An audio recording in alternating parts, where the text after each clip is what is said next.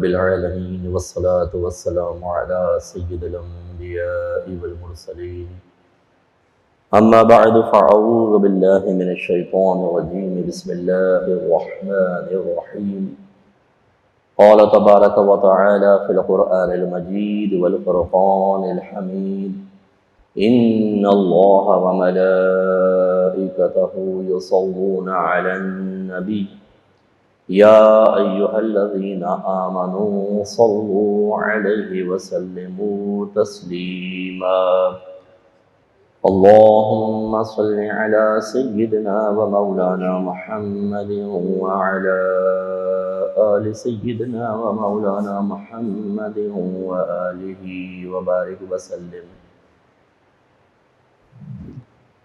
सूरह बकरा में मौजूद आयतुल कुर्सी पर हमारा कलाम चल रहा है।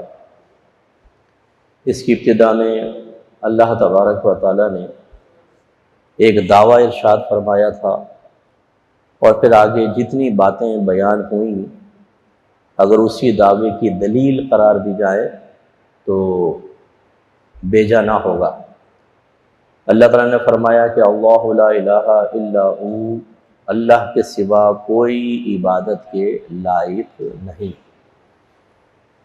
ये एक दावा है और फिर इस पर दलाइल कायम किए। वो हई है, क़य्यूम है, उसे ना ऊँग आती है ना नींद, उसी के लिए है जो कुछ आसमानों में है और जो कुछ ज़मीनों में है। यहाँ तक हमने बयान किया था। आगे अल्लाह फरमाता है कि मन ज़ल्लज़ी यशफ़अउ इंदहू इल्ला बिइज़्निह, मन ज़ल्लज़ी कौन है वो जो यशफ़अउ शफ़ाअत करे, सिफारिश करे, इंदहू उसके पास, इल्ला बिइज़्निह मगर उसके इज़्न के साथ। तो बाज़ औक़ात ये अरबों का तरीक़ा है कि वो सवाल करते हैं लेकिन असल में इनकार करना मकसूद होता है, किसी चीज़ का रद्द करना मकसूद होता है। इसे इस्तिफ़हाम इनकारी कहते हैं। इस्तिफ़हाम का मतलब क्वेश्चन करना और इनकारी ये इनकार की तरफ मंसूब है, यानी ऐसा क्वेश्चन जो किसी चीज़ के रद्द या इनकार पर मुश्तमिल है। ठीक है ना, जैसे हम किसी फासिक फाजिर को कहें तुम तो बड़े नेक हो ना, अब ये क्वेश्चन नहीं कर रहे बल्कि हम उसका रद्द कर रहे हैं कि तुम नेक नहीं हो। इनकार करना मकसूद है कि तुम नेक नहीं हो। ऐसे अल्लाह ताला ने इब्तिदा में फरमाया कौन है जो अल्लाह के नज़दीक किसी की सिफारिश कर सके, तो ये इस्तिफ़हाम इनकारी है, यानी कोई ऐसा नहीं जो अल्लाह ताला के नज़दीक किसी की सिफारिश कर सके। लेकिन फिर आगे फरमाया इल्ला बिइज़्निह, मगर उसकी इजाज़त से। तो ये इल्ला से पीछे अगर इनकार होता है तो आगे इस बात साबित होता है, यानी अगर पीछे इनकार है तो आगे उसी का रद्द होगा, इकरार, और पीछे अगर इकरार है तो आगे इनकार होगा। जैसे मैं कहूँ जा अल कौमु इल्ला ज़ैदन, इसका मतलब है कौम आई, ये इकरार है। इल्ला ज़ैदन, जब हमने जैद को निकाला तो इसके लिए इनकार होगा, यानी कौम आई लेकिन जैद नहीं आया। और यहाँ पर पीछे इनकार है, आगे फिर इकरार साबित होगा। यानी अल्लाह ने फरमाया कि कोई अल्लाह के नज़दीक किसी की सिफारिश नहीं कर सकता। हाँ, लेकिन अगर करेगा तो कैसे? अल्लाह की इजाज़त से करेगा।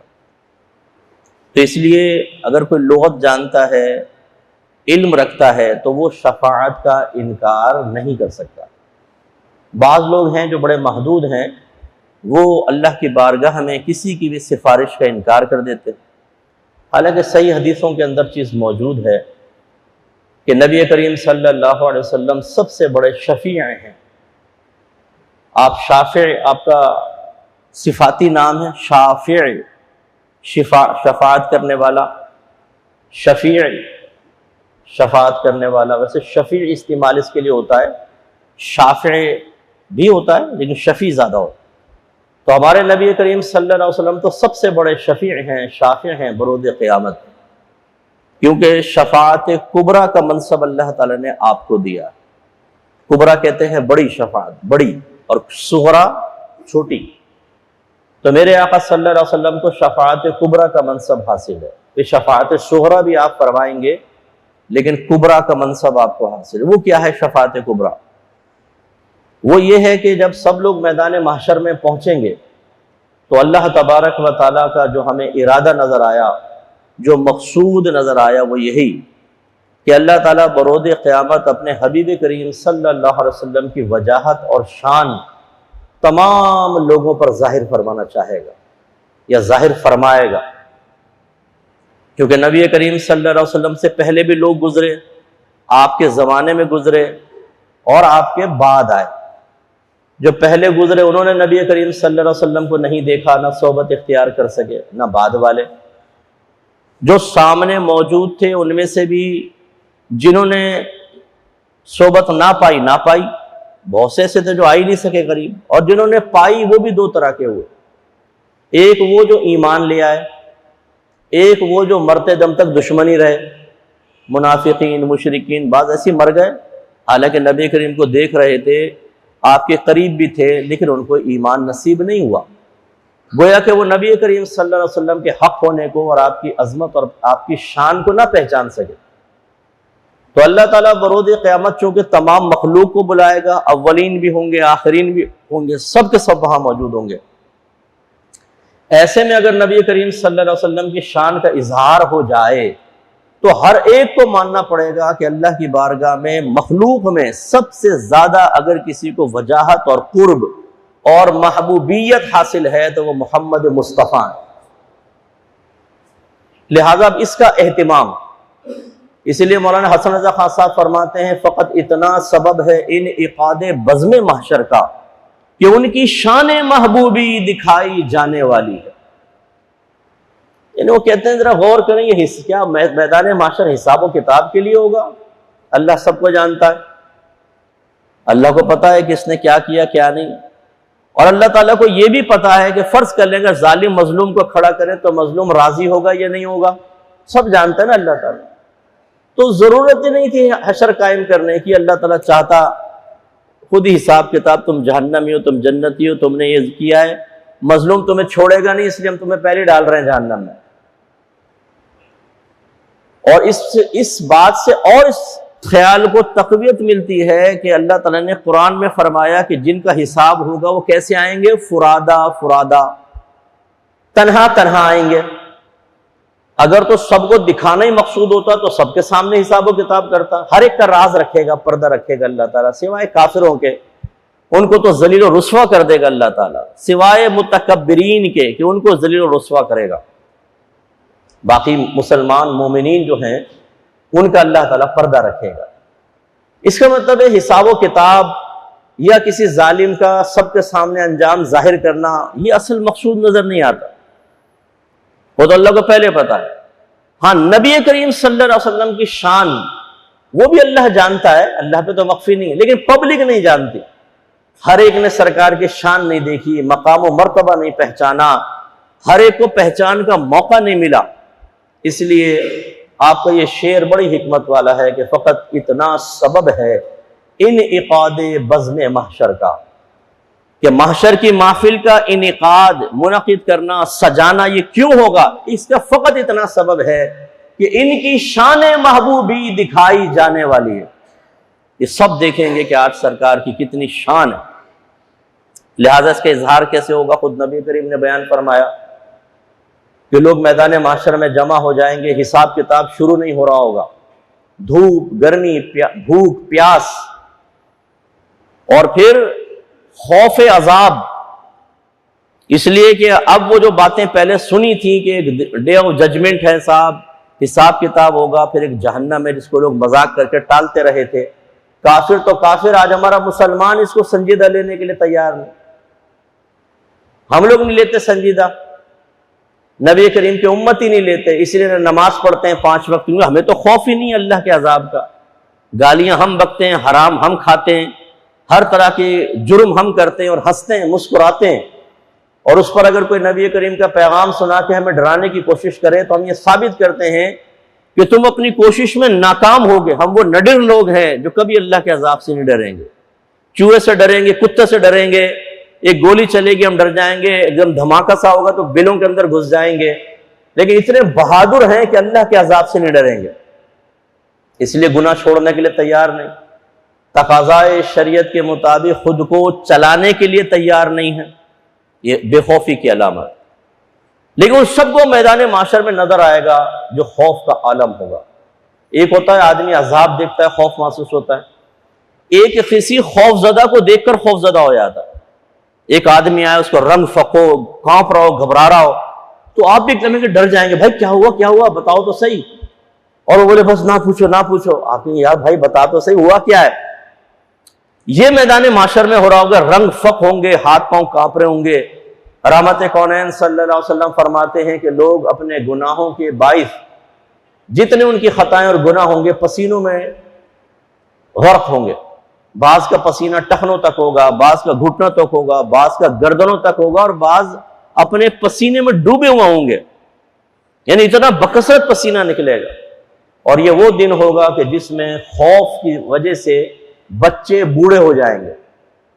ये भी हदीस में बयान फरमाया। बच्चे के बूढ़े होने का मतलब क्या है? बाल सफेद हो जाना।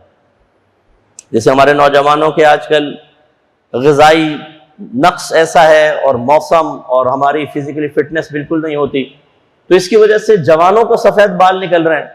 एक तो ये होता है, एक एज फैक्टर की वजह से होता है, और एक होता है शदीद खौफ और डिप्रेशन की वजह से।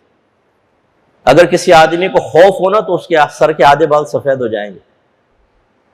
तो ये मेरे आका सल्लल्लाहु अलैहि वसल्लम वहां की ये कैफियत बयान फरमा रहे हैं कि वो ऐसा दिन होगा कि उसके खौफ की वजह से बच्चे बूढ़े हो जाएंगे। हत्ता कि ये रिवायत आप देखें, सरकार सल्लल्लाहु अलैहि वसल्लम ने फरमाया कि तमाम लोग बरोज़ क़यामत बरहना पा बरहना बदन आएंगे। इन्हें ना पाँव में जूती होगी, ना जिस्म पे लिबास होगा। अच्छा, ये अवाम की बात है, खवास की नहीं। अंबिया अलैहिमुस्सलाम मुस्तस्ना हैं, सहाबा किराम, अहले बैत अतहार, औलिया इज़ाम, अहले इल्म, उनका, ये आम लोगों के बारे में सरकार फरमा रहे हैं।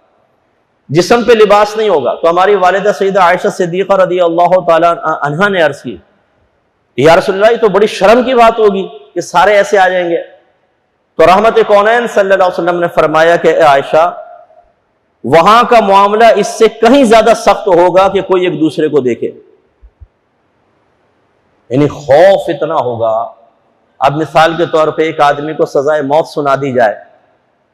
जब सजाए मौत सुनाते ना, तो टांगों से जान निकल जाती है मुजरिमों की।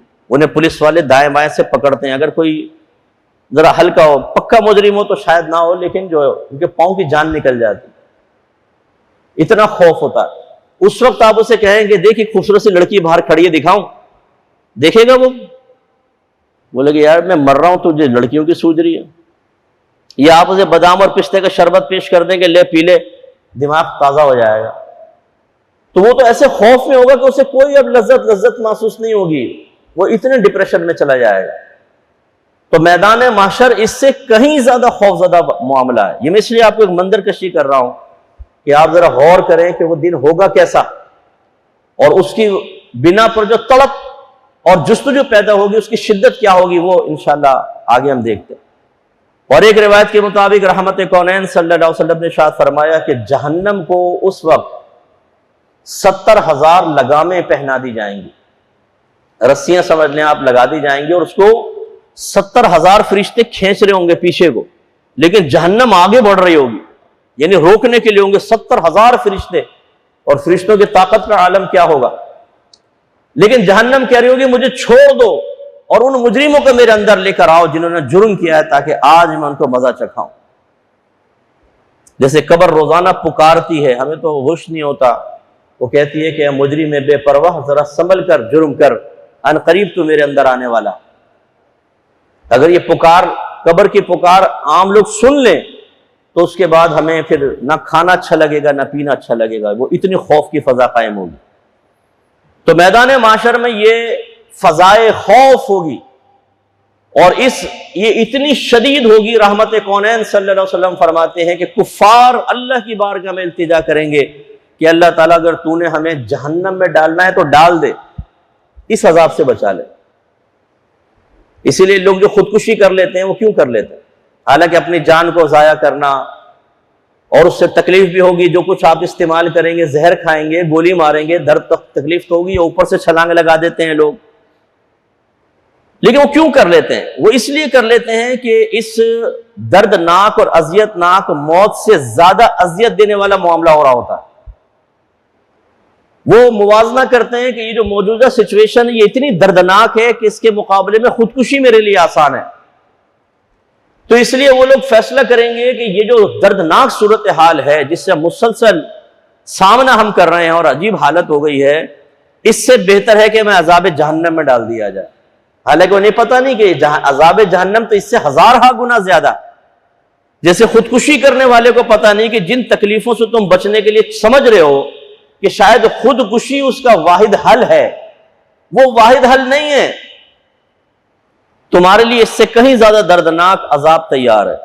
रहमत कौनैन सल्लल्लाहु अलैहि वसल्लम फरमाते हैं, जो अपने आप को दुनिया में जैसे हलाक करेगा उसे कब्र में वैसे ही हलाक किया जाता रहेगा। जहर पिएगा तो जहर पिलाया जाता रहेगा, आंतें कटेंगी, मुंह से ब्लड निकलेगा, फिर ठीक हो जाएगा, फिर पिएगा, फिर ये होता रहेगा। और यही अजाब सरकार ने फरमाया जहन्नम में होगा। जिसने जिस तरह अपने आप को हलाक किया उसको जहन्नम में वैसे ही अजाब होगा। जिसने अपने आप को चाकू मारा वो चाकू मारता रहेगा अपने आप को, अब कितनी तकलीफ होगी। जिसने जहर पिया वो जहर पीता रहेगा। और फरमाया जिसने अपने आप को बुलंदी से गिराया उसे बुलंदी पे चढ़ा के वहां से गिराया जाएगा, बार बार नीचे भेजा जमीन पर लगेगा, फट जाएगा, दांत बाहर, जबान बाहर, मगज बाहर निकल आएगा और अजियत तकलीफ फिर दोबारा।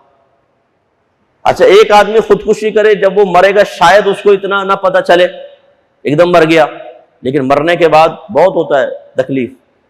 लेकिन जिसको एक दफा गिराया, तकलीफ मिल गई, दोबारा सही हो गया, अब उसे पता है क्या तकलीफ है, अब उसका अजाब और बढ़ जाएगा, क्योंकि अब वो बुलंदी से गिरेगा, बार बार ये होता रहेगा।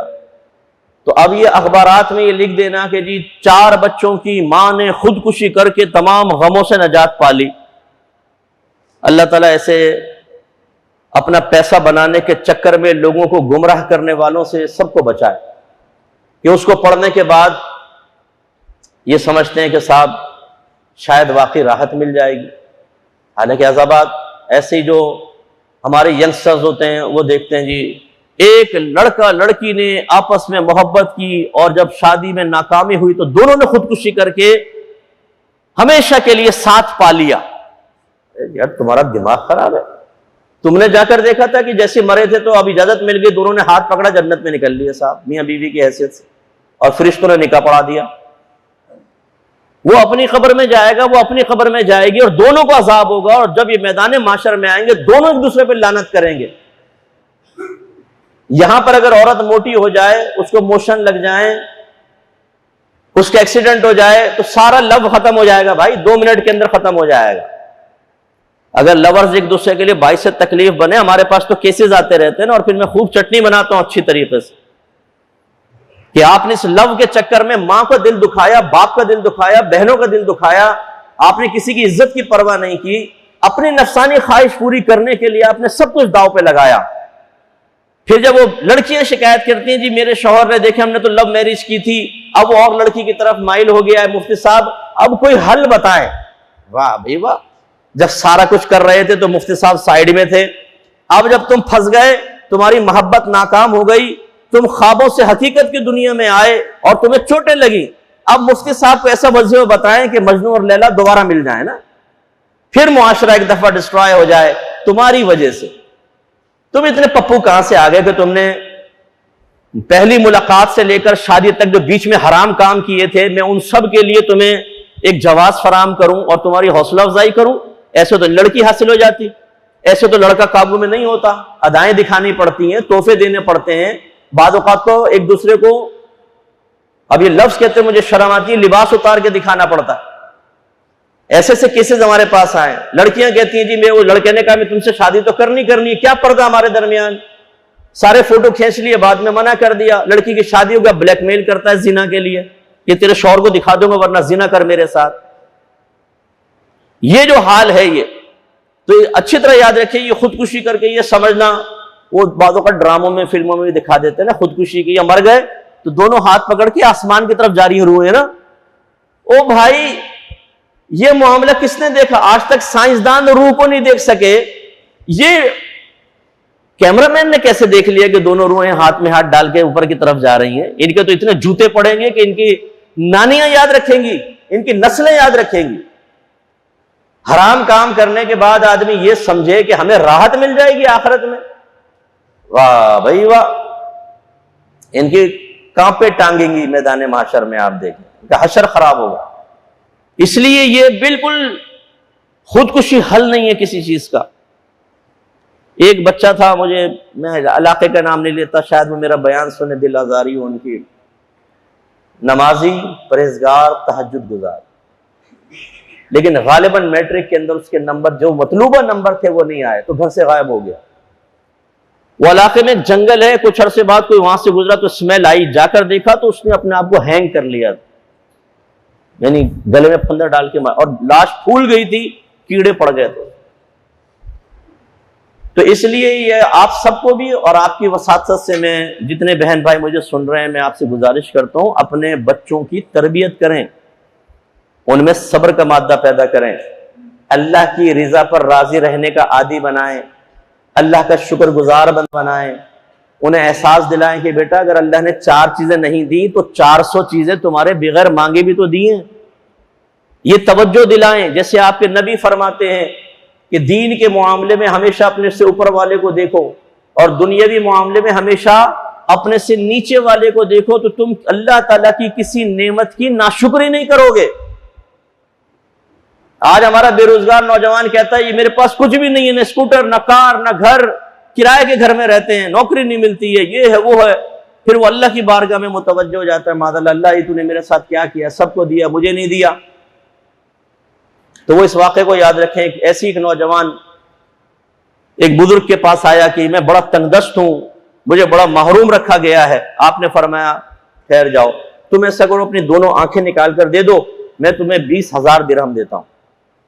उसने कहा ये तो नहीं हो सकता। फरमाया अच्छा दोनों हाथ काट कर दे दो, 20,000 दिरहम ले लो। कहा यह भी नहीं हो सकता। फरमाया दोनों पैर काट के दे दो, 20,000 दिरहम ले लो। कहा यह भी नहीं हो सकता। फरमाया कि 60,000 दिरहम का माल तो मैंने गिनवा दिया, तू किस तंगदस्ती की शिकायत कर रहा है? यह तरबियत करना आपकी जिम्मेदारी है। और अगर घर का सरपरस्ती रोना रो रहा हो बच्चों के सामने, यार आपके खाने को नहीं है, पता नहीं अल्लाह को भी क्या हो गया है, सबको दे रहा है हमें नहीं दे रहा, मां शिकवा कर रही हो बच्चियों के सामने कि अल्लाह माज़अल्लाह ये तेरा क्या जुल्म है, ये कैसी नाइंसाफी है। यानी इन पप्पुओं के मुंह में लुकमे दो, इन्हें सब कुछ दे दो तो अल्लाह प्यारा लगे, वरना अल्लाह की क्या नाइंसाफी है। अब वो बच्चे देख रहे होते हैं, वो अपने बड़ों का तरीका अपनाते हैं। आप खुद भी तबाह हो रहे हैं, अपना ईमान खतरे में डाल रहे हैं, अपने बच्चों का ईमान खतरे में डाल रहे हैं। तो अगर बच्चों की सही तरबियत करेंगे, बड़े बड़े क्राइसिस आएंगे, इंशाअल्लाह वो सरवाइव कर जाएंगे। और अगर आपने नाजुक मिजाज बनाया तो 2 काम होंगे, या तो ईमान गया या जान गई। एक तीसरी सूरत भी होती है, वो ये कि वो बिल्कुल बीमारियों का मजमुआ बन जाएंगे। ईमान ऐसे जाएगा कि कलीमा कुफ्र बकेंगे अल्लाह की बारगाह में, परेशान हो गए। जान ऐसे जा सकती है कि खुदकुशी कर लेंगे। और एक तीसरी चीज होती है कि जब आप दुनिया में आमद के मकसद को नहीं समझते, जो ये अफाल, जो आमाल हो रहे हैं, जो मुआमलात हो रहे हैं, इनके पीछे अल्लाह की हिकमत को जानने की जहमत गवारा नहीं करते, अल्लाह की रिजा पर राजी रहने के बारे में गौर नहीं करते, तकदीर इलाही का मफहूम हमारे जहन में नहीं होता, तो नतीजा निकलता है। और फिर दुनिया को जन्नत बनाने के चक्कर में ना यहां बीमारी आए, ना परेशानी आए, ना लड़ाई झगड़ा हो, ना फितना फसाद हो, दौलत के रेल पेल हो, तंगदस्ती ना हो। भाई ये सब जन्नत में होगा, यहां नहीं होगा। ये दुनिया है, जन्नत नहीं है। तो जब कोई इसको जन्नत बनाने के चक्कर में होता है तो फिर मतलूब जब हासिल नहीं होता, ज्यादा टेंशन होती है। फिर ये टेंशन जो तसलसल से हो रही है, स्ट्रेस ले लेते हैं आप, डिप्रेशन के शिकार होते हैं, इससे होती है शुगर, इससे होती है फिर आपका बीपी हाई होगा, इससे ब्रेन हेमरेज हो जाता है बाद औकात, इससे हार्ट आपका कमजोर हो जाएगा। जितने बीमार है ना, बहुत ज्यादा बीमार, आप अगर इनका इंटरव्यू करके देखें, मेरी बात आप मानेंगे, इन्होंने इल्म दीन नहीं सीखा होता, इन्होंने अपनी बातनी तरबियत का एहतिमाम नहीं किया होता, पता ही नहीं है कि अल्लाह ताला अगर आपको तंगदस्ती दे रहा है क्या हिकमत है उसके पीछे। अगर गन पॉइंट पे आपका मोबाइल को छीन कर ले गया, आप उल्टा सीधा बोलना शुरू कर देते हैं कि अल्लाह आपको बचा नहीं सकता था, रोक नहीं सकता था, चाहता उसको अंधा कर देता, लंगड़ा कर देता। लेकिन अगर आपके साथ हो रहा है, इसमें भी 50 अल्लाह की हिकमतें होती हैं। आपकी लड़कियां होती चली जा रही हैं, बेटा नहीं हो रहा, अल्लाह की हिकमत है। हजरत खिज़र अलैहिस्सलाम के साथ जब हजरत मूसा अलैहिस्सलाम रहे थे और आपने सोबत में रहने का इरादा किया, अल्लाह ताला ने आपको इजाजत दी, तो उन्हें हिकमतों का इल्म दिया गया था। वो वाकया मैंने यहाँ बयान भी किया और आपने भी बारहा सुना है कि आप दोनों चूंकि बुजुर्ग, चेहरे से बुजुर्गी जाहिर थी, दाढ़ी माशाल्लाह, चेहरे पे नूर, नूर नबूवत अलहदा, नूर इबादत अलहदा। तो जब आप दरिया के किनारे पहुंचे तो वो कश्ती खड़ी थी, कश्ती वालों ने देखा तो इतने नूरानी हस्तियां, उन्होंने कहा आप बैठे। कहा हमारे पास देने के लिए तुम्हारे पास जाहिरी तौर पे कुछ नहीं है। कहा कि आप बस तशरीफ फरमा हो जाए। बैठे, जब चले दूसरे किनारे से पहुंचने से पहले खिज़र अलैहिस्सलाम ने कुल्हाड़ी निकाली और धन कश्ती में सुराख कर दिया। मूसा अलैहिस्सलाम जलाल में आए, ये आपने क्या किया? एक तो उन्होंने हम पर एक तरह से एहसान किया, हम पर हमारी खिदमत की, और आपने कश्ती में सुराख कर दिया। खामोश, आप ना बोले, इसमें क्या हिकमत है? उन्होंने इतने कहा कि हमने आपसे पहले वादा लिया था कि आप सब्र करेंगे, कुछ कहेंगे नहीं, आप सब्र नहीं कर सके। मूसा अलैहिस्सलाम ने कहा अच्छा मैं अब नहीं पूछूंगा। फिर आगे गए तो एक बच्चा खेल रहा था लड़कों के साथ। हजरत खिज़र अलैहिस्सलाम गए, उसकी टिंड पकड़ी और यूं गर्दन उखेड़ दी उसकी, बाहर ब्लड निकल गया, बच्चा तड़पने लगा, मर गया। आगे चल पड़े। मूसा अलैहिस्सलाम ने कहा यह क्या किया आपने? एक मासूम जान का कत्ल कर दिया। आपको नहीं मालूम, हमने कहा था आप सब्र नहीं कर सके। कहा अच्छा अब नहीं बोलूंगा।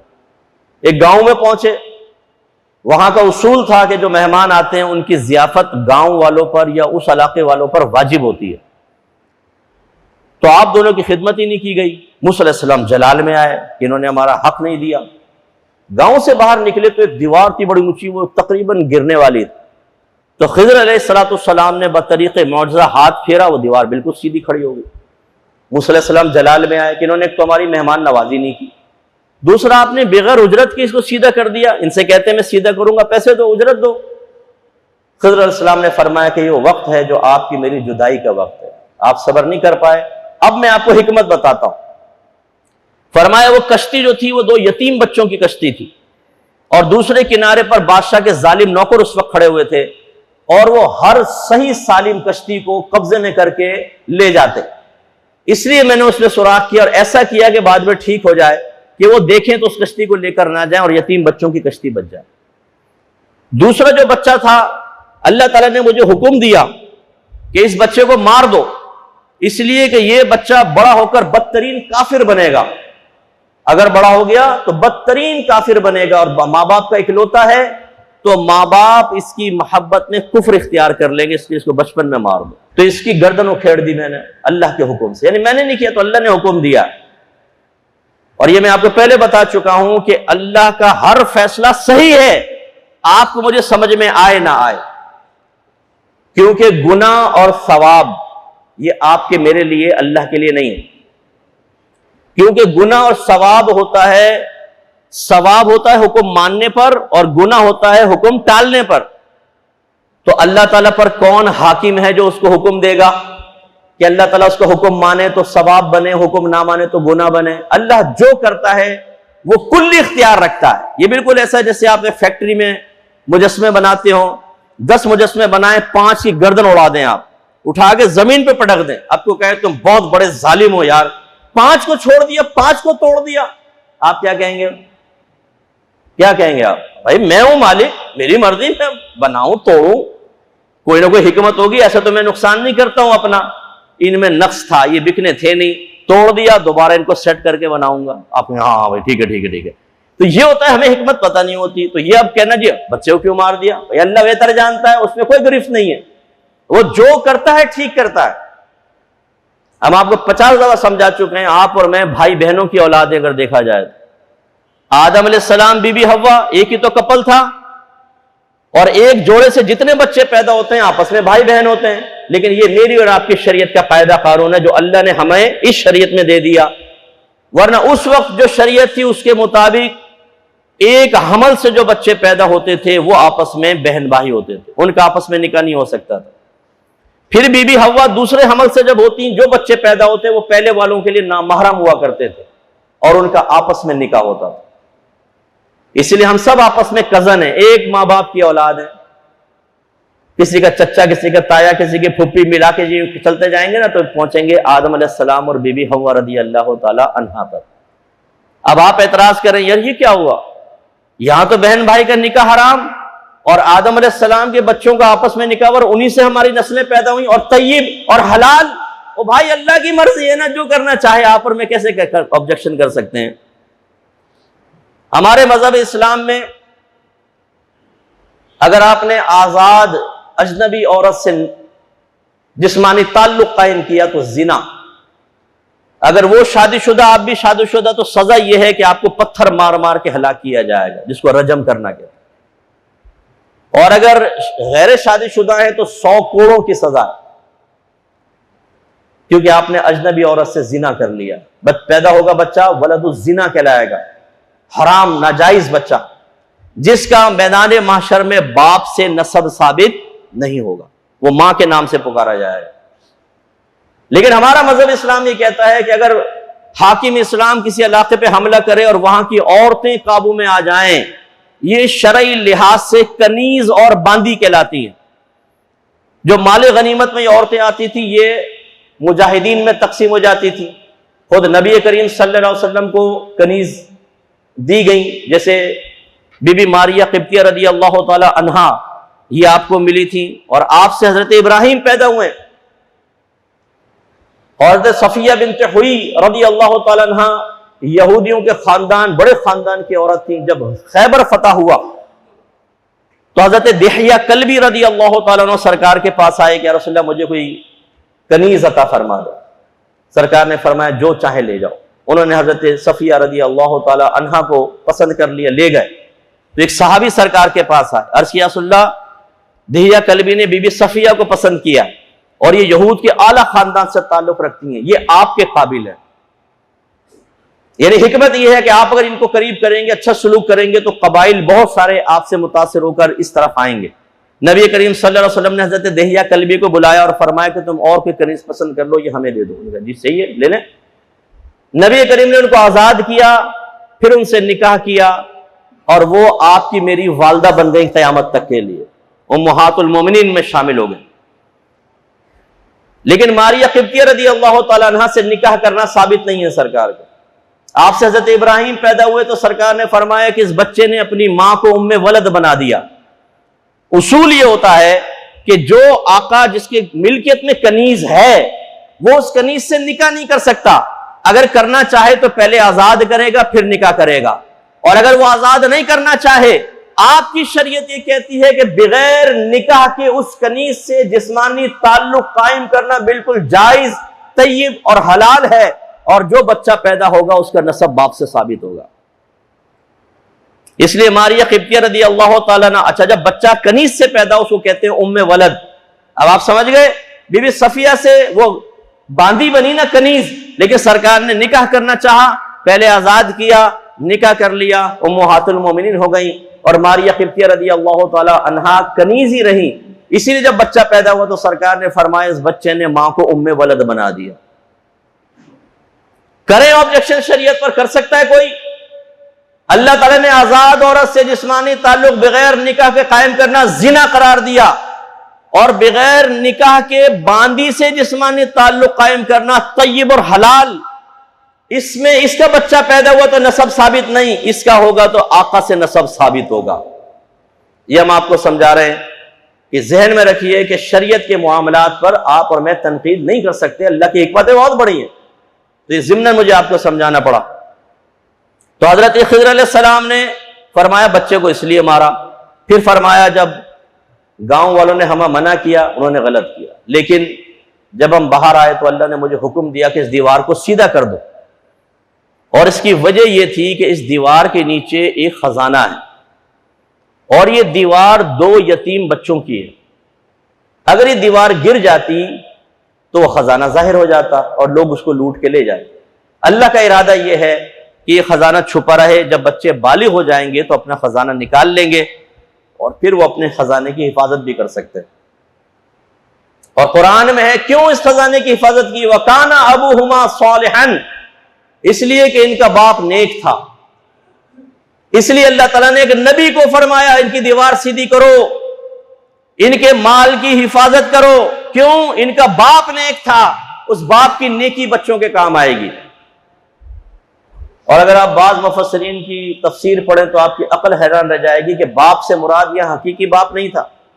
पिछले जुमे मैंने समझाया था ना कि लफ्ज अब, बाप का इतलाक आपके वालिद के ऊपर हकीकत होता है और दादा के ऊपर मजाजन। अरब लोग दादा को भी अब कह देते हैं, बाप। इसलिए आपने लफ्ज सुना होगा आबाओ अजदाद। आबा जो है ये अब की जमा है। अब माने बाप, तो आबा माने बहुत सारे बाप। आपके मेरे बहुत सारे बाप हैं नहीं, मतलब क्या है, बाप, दादा, परदादा, इससे ऊपर उन सबको अब कहा जाता है। और अजदाद जद्दा से है, जद्दा दादी को कहते हैं, नानी को कहते हैं अजदाद। बहुत सारी दादियां नानियां ये ऊपर तक हो। तो इसलिए बाद मुफस्सिरीन ने लिखा है कि इनका 7वीं नस्ल में जो बाप यानी दादा था वो नेक आदमी था। अल्लाह ताला ने उस 7वीं नस्ल यानी बाप, फिर दादा, फिर उसका बाप, फिर उसका बाप, फिर उसका बाप, फिर उसका बाप। अब हमारे लिए तो लफ्ज भी नहीं है, दादा, परदादा, सकड़ दादा, फिर पता नहीं कौन सा दादा। उसके बाद अल्फाज खत्म है उर्दू के पास। 7वीं नस्ल में वो नेक आदमी था, उसकी नेकी का असर यह हुआ कि अल्लाह ताला ने इन बच्चों के माल की हिफाजत का हुक्म दिया। इससे ज़िम्नन ये भी याद रखें, हम खौफज़दा होते हैं बच्चों का फ्यूचर का क्या होगा, अगर मैं मर जाऊंगा तो क्या होगा, मैं ये हो जाएगा तो क्या होगा। ये बताएं, जिनके बाप मर जाते हैं उन यतीम बच्चों को कौन पालता है, उनका कौन सहारा बनता है। आप कोशिश जरूर करें, इसका इनकार नहीं, टेंशन क्यों लेते हैं। दूसरी बात यह कि क्यों नहीं हम नेक बन जाते, क्यों परहेजगारी का रास्ता इख्तियार नहीं करते। हम अगर नेक और परहेजगार बनेंगे, ना सिर्फ हमारी औलाद बल्कि 7 नस्लें हमारी उससे फायदा हासिल करेंगी। अल्लाह ताला नेक लोगों के बच्चों, उनकी नस्लों की गैब से मदद फरमाता है। लेकिन हम भी ऐसे जालिम हैं कि नेक बनने का नाम नहीं लेते। दाढ़ी रख ली तो बस ये नेकी हो गई ना, 5 वक्त नमाज पढ़ ली नेकी हो गई, इसके अलावा नेकी का तस्वुर ही नहीं हमारे पास। और बच्चों के साथ नेकी ये कि उनका नाजरा पढ़ा दो, ईमान मुफस्सल, ईमान मुजमल, 6 कलमे या हिफ्ज करवा दो, इसके बाद नमाज की तरीका समझा दो, सुन्नत के मुताबिक दुआएं याद करवा दो, लीजिए पूरा नेक तैयार है। भाई नेकी क्या इसी को कहते हैं, नेकी का तस्वुर तो सीख लें। नेक किसे कहते हैं ये तो जान लें कि किसको कहते हैं नेक। कोई इल्म नहीं है हमारे पास। मादरत के साथ अपने बच्चों को अधूरा और नाकिस बनाकर हम समझते हैं हमने कामिल कर दिया, और नाकिस को कामिल वही कहेगा बड़ी मादरत के साथ जो खुद नाकिस होगा। उसे खुद ही नहीं पता कि कमाल किसे कहते हैं, कमालियत क्या है। जब वो दर्जा कमाल तक खुद नहीं पहुंचा तो सामने वाले को क्या कमाल पर पहुंचाएगा। ये अलमिया अमल होगा। तो आपको ये समझा रहे थे। इस वाक़े में आप देखें, बज़ाहिर ऐसा लगा, अगर ज़ाहिरी तौर पे देखें तो बड़ा गलत काम किया था खिज़र अलैहिस्सलाम ने, लेकिन जब आपने अल्लाह की हिकमत देखी, सब समझ में आ गई। तो हम आपको यहां से लेके चले थे कि अपनी औलाद को समझाएं और खुद भी आप समझें कि हर काम में अल्लाह ताला की हिकमत होती है, हमें समझ में आए या ना। अल्लाह ताला हमारा रब है, हम उसके बंदे हैं। खुदारा ऐसा ना करे कि अपने आप को रब समझने लगे, उसको अपना बंदा समझने लगे। अब आप कहेंगे साहब ये कितना भयानक इल्जाम लगाया आपने। मैं इल्जाम नहीं लगा रहा हूं, ना हम अपनी जबान से ऐसा कहते हैं, ना हमारी सोच और फिक्र में होता, हमारा तर्ज अमल ऐसा है। वो कैसे, मैं भी आपको साबित कर देता हूं। हम चाहते हैं मेरी जबान से जो निकले अल्लाह फौरन पूरा कर दे।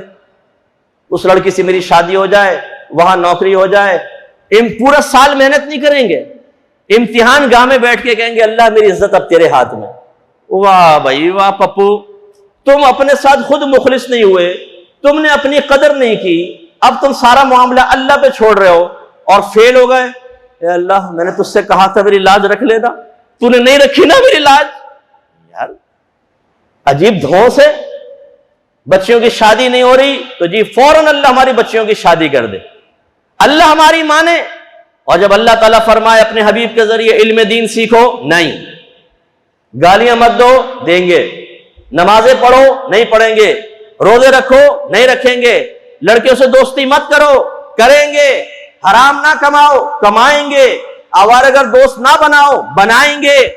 मां बाप की आंखों में आंखें डाल के बदतमीजियां मत करो, करेंगे। अल्लाह की हम ना माने और अल्लाह हमारी माने, बताएं ये जस्ट अपोजिट मामला हो गया नहीं हो गया। हालांकि हम जबान से नहीं कहते, ना हमारी सोच और फिक्र ये, ना ये इरादा है, लेकिन हमारा तर्ज अमल जाहिर कर रहा है कि हम माने ना माने अल्लाह मेरी माने। ये तो अल्लाह की सिफत है कि अल्लाह हमारी माने ना माने, बंदे को उसको मानना पड़ेगा। बंदे को इताअत करनी पड़ेगी, लेकिन हमने उल्टा मामला कर दिया। तो अपने बच्चों की आप सही तरबियत नहीं करेंगे तो नतीजा क्या निकलेगा? ये खुदकुशियों की तरफ आएंगे।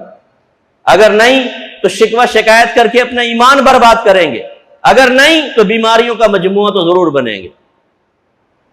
ये अक्सर हमारे यहां जो बीमारियां हैं ये इसी का नतीजा होता है। हम हर चीज अपनी मर्जी के मुताबिक चाहते हैं, सब्र करना हमें सीखा नहीं होता, अल्लाह की रजा पे राजी रहना हमें आता नहीं कि कैसे होना चाहिए। मामला तकदीर हमने समझा नहीं है कि ये अजली तकसीम हो चुकी है, लेकिन किस मसले में हो चुकी है किस में नहीं ये मैं नहीं मालूम। आप यूट्यूब पे जांच पे लिखें तकदीर का बयान बाय मुफ्ती अकमल, मेरा आपको एक बयान वहां नजर आएगा। खुदारा एक दफा सुने उसको, एक दफा सुने, दो दफा सुने, तीन दफा सुने और समझे उसको। एक परफेक्ट बयान है, आपको समझ में आएगा कि मसला तकदीर है क्या। उसके बाद आपको बड़ा सुकून मिलेगा, बहुत सुकून। मैं दो रिवायत आपको अर्ज करता हूं जिससे आपको इशारा मिलेगा। हजरत अनस बिन मालिक रदी अल्लाह तआला अन्हु कहते हैं, मैंने 10 साल नबी करीम सल्लल्लाहु अलैहि वसल्लम की खिदमत की, लेकिन कभी मेरे आका सल्लल्लाहु अलैहि वसल्लम ने मुझे नहीं डांटा। अगर मैं कोई काम खराब कर देता और घर वाले मुझ पर कुछ इताब करना चाहते तो सरकार फरमाते रहने दो, उसको कुछ मत कहो, अगर अल्लाह ने इसकी किस्मत में ना लिखा होता तो ये करता ही क्यों, छोड़। दूसरी रिवायत जो मैं अक्सर आपको सुनाता हूं और मेरी जिंदगी में यूं रही है सामने, जैसे आप सफर कर रहे हो तो नेविगेशन सिस्टम आपके सामने होता है ना, वो माई बताती जाती है यहां जाओ वहां जाओ, ऐसे मैंने इससे रहनुमाई हासिल की जमाने तालिब इल्म से लेकर आज तक। नबी करीम सल्लल्लाहु अलैहि वसल्लम ने हजरत इब्ने अब्बास रदी अल्लाह तआला अन्हुमा से फरमाया, ए इब्ने अब्बास, अगर ये सारी दुनिया तुझे नुकसान पहुंचाने पर जमा हो जाए उतना ही नुकसान पहुंचा सकती है जितना अल्लाह ने तेरी किस्मत में लिखा है, और अगर ये सारे तुझे फायदा पहुंचाने पर मुज्तमे हो जाएं उतना ही फायदा पहुंचा सकेंगे जितना अल्लाह ने तेरी किस्मत में लिखा। ये अगर हमारे दिमागों में चीज बैठ जाए ना तो बहुत बेहतर होगा। अच्छा, अब वही बात, हमने मसला तकदीर तो पढ़ा नहीं, अब आप कहेंगे अच्छा ये बताएं फिर चोर को सजा क्यों मिलती है? भाई अल्लाह ने किस्मत में ना लिखा होता तो क्यों करता। अब एक तरह तो सरकार ये फरमा रहे कि किस्मत में ना लिखा हो तो क्यों करता, लेकिन अगर किसी ने चोरी की है तो हाथ भी काटा है, किसी ने जिना किया है तो उसको सजा दी है, रजम भी करवाया है, अगर किसी ने शराब पी है तो उस पर हद भी सरकार ने जारी फरमाई है, और बहुत सारे मामलात हुए हैं। अब इसका मतलब दो चीजें सामने आ गई, कभी तो फेल पर पकड़ होगी, उसके किस्मत के हवाले नहीं किया जाएगा, सजा होगी, और कहीं ये फरमाया जाएगा ये अल्लाह ने लिख दिया ऐसा ही होगा। इसका मतलब है आपको फर्क महसूस करना चाहिए, कौन सी चीजें ऐसी हैं जिनमें किस्मत पे छोड़कर आप नहीं बच सकते, पकड़े जाएंगे, और कौन सी ऐसी हैं जिसमें आप नहीं पकड़े जाएंगे, वो अल्लाह का मामला था, जैसा अल्लाह ने कर दिया वैसा हो जाएगा। जानने की जरूरत है ना। जब आप हमारा तकदीर का बयान सुनेंगे आपको बहुत कुछ समझ में आएगा। फिर अपने बच्चों को समझाएं, अपनी बीवी को समझाएं, अपने माँ बाप को समझाएं जो अपने आप को तबाह कर रहे हैं। मसला तकदीर में जरा गड़बड़ की, दायरे इस्लाम से खारिज। नबी करीम सल्लल्लाहु अलैहि वसल्लम ने तकदीर के मुनकिर कदरिया होते थे, कदरिया फरमाया, कदरिया मेरी उम्मत के मजूस हैं, यानी आतश परस्त हैं। अगर ये सामने से आए तो खंदा पेशानी से मत मिलो, इन्हें सलाम में पहल मत करो, अगर बीमार हो जाएं तो इनकी इयादत ना करो, और मर जाएं तो इनके जनाजे में शिरकत ना करो। ये आजकल के डेढ़ होशियार कहते हैं ना, ये मौलवियों ने तकसीम कर दी है, इसके जनाजे में ना जाओ, उसके जनाजे में ना जाओ, इसे सलाम ना करो, उसे सलाम ना करो, इसके पीछे नमाज ना पढ़ो, उसके पीछे नमाज ना पढ़ो। अबे भाई, ये मौलवियों ने क्या किया हुआ है? अपने नबी से पूछें, ये आपके नबी ने क्या फरमाया है? कहीं तो फरमाते हैं जब तुम बाहर निकलो सलाम करो हर शख्स को, चाहे उसको जानते हो या नहीं जानते। यह हदीस है बुखारी। लेकिन कहीं फरमा रहे ये सामने आ जाए, बदमज़हब सामने आ जाए तो उसको सलाम मत करो, जनाजे में शिरकत मत करो, बीमार हो जाए तो इयादत ना करो। क्या मेरे आका सल्लल्लाहु अलैहि वसल्लम ने फिरका परस्ती की तालीम दी थी? नहीं। फिरका वो बनाता है जो मेजोरिटी से निकल जाता है, मेजोरिटी फिरका नहीं होती। ये आपको फर्क समझ में नहीं आता, मैं समझाता हूं। आप 12 बहन भाई हो, आपके वालिद साहब ने घर के कुछ उसूल बनाए हुए हैं, सुबह जल्दी उठना है, इस टाइम नाश्ता करना है, रात को बाहर नहीं रहना, ये चीज खराब काम नहीं करना, ये नहीं करना, वो नहीं करना। सब बच्चे जवान हो गए। एक भाई ने कहा अब्बा जान अब आपके ये उसूल मुझे समझ में नहीं आते, मैं अपनी एक आजादाना जिंदगी गुजारना चाहता हूं। वो गया, शादी करके अलग फैमिली बसा ली, बाकी 11 बच्चे इताअत कर रहे हैं।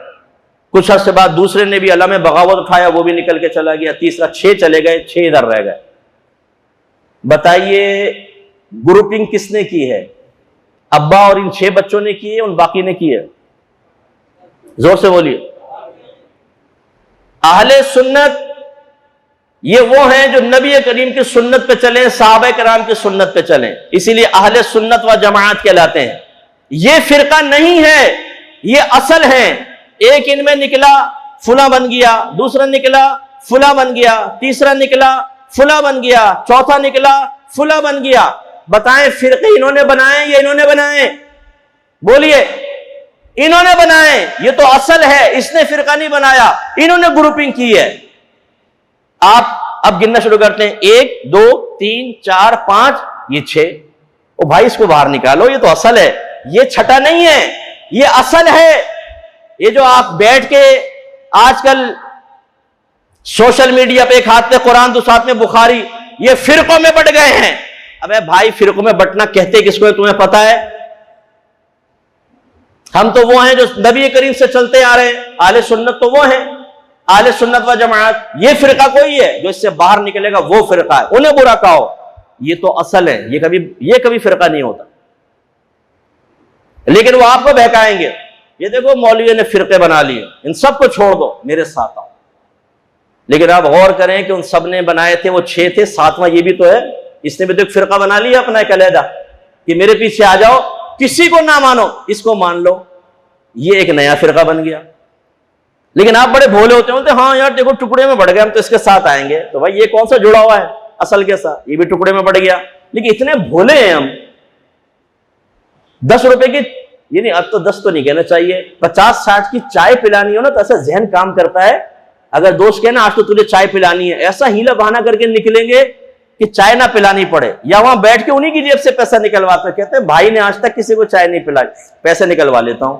यार 50-60 के लिए आपका दिमाग इतना तेज चलता है, लेकिन ये जो पूरा ईमान बर्बाद कर रहा है इसके लिए आप बच्चे बन जाते हैं। आप जो असल हैं उसी के मुखालिफ हो जाते हैं, आप उसी भी इल्जाम लगाते हैं कि जी फिरका परस्ती कर रहे हैं। पहचाने तो सही। आप एक कंपनी में एम्प्लॉई हैं, हर कंपनी के अपने रूल्स होते हैं। आपने एक ऑफिस ज्वाइन किया, हर ऑफिस के अपने रूल्स होते हैं। एक ने रूल्स को फॉलो नहीं किया, उनको ब्रेक किया, उसे नौकरी से निकाल दिया।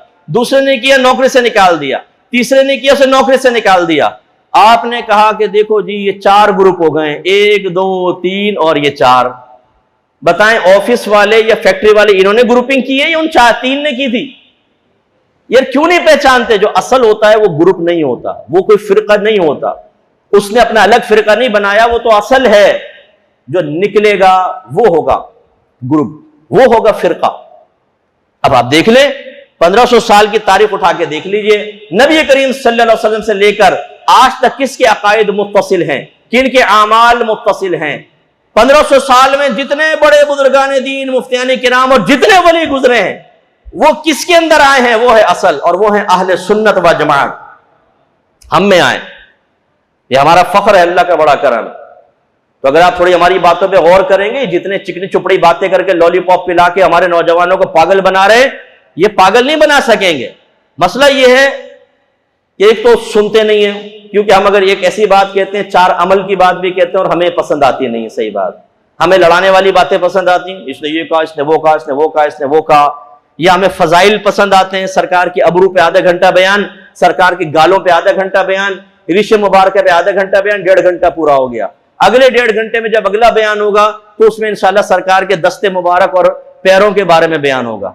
सर आंखों पर मेरे आका के जिस्म के फजाइल बयान हुए, लेकिन नौजवान सामने बैठा है, वो गुनाहगार है, वो कुफरियात की तरफ बढ़ रहे हैं। आप ये फजीलतों को बयान सुनाकर क्या करना चाहते हैं? क्या करना चाहते हैं?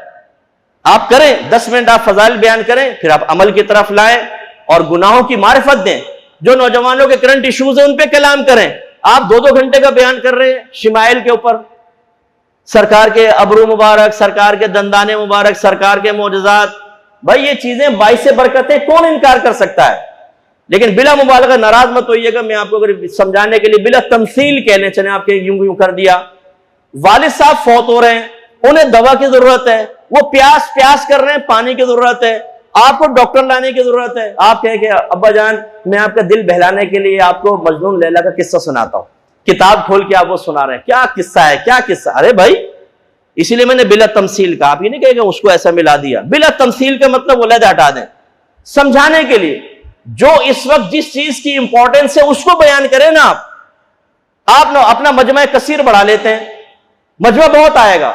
जहां आप अमल की बात ना करें, जहां आप गुनाह की बात ना करें, जहां गिरफ्त की बात ना करें, वहां मजमा कसीर नजर आएगा। लोगों को मजा चाहिए, वो कहते हैं तकलीफ ना हो, बस मजा आए और हम चले जाएं घर पर। हम जैसे कोई बयान करता है तो मसाइल पैदा होते हैं। आपको चाहिए आप खुद सुने, लोगों को यहां लेकर आए। हमारी ये मस्जिद कयूमाबाद चौरंगी के पास है, हम कराची में होते हैं, इसलिए कह रहा हूं सब सुनेंगे तो।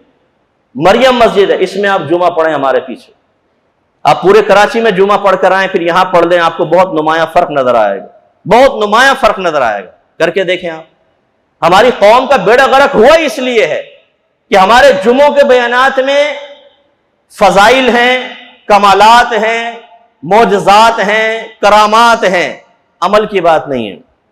करंट इश्यूज पे कलाम नहीं है। क्यों? कभी कमेटी आगे कान में कह देती है जी आप बस ये नहीं करें, आप फजाइल बयान करें।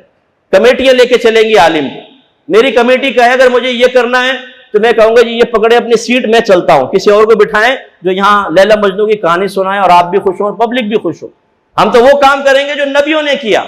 नबियों ने लैला मजनू के किस्से सुनाए, सरकार ने किस्सा सुनाए बनी इसराइल के, लेकिन जिमनी तौर पर, और उनमें भी पैगाम है, उनमें भी नसीहत है, उनमें भी एक शरीयत बयान हुई है। यह सरकार का एक खासा नहीं था कि आप साहबों को बिठाएं, आओ भैया मैं किस्सा सुनाऊं तुम्हें।